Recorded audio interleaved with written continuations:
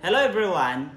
Ako pala si Jurian Pipito, at 20 years old and right now full-time na po na ginagawa ang Online Business Academy or ang OBA. And ako ay from Misamis Occidental, Mindanao. So Bisaya po ako, pero ngayon dahil sa tulong ng Online Business Academy, dito tayo natulungan na kumita po ng 6 digit dahil sa copy and earn system.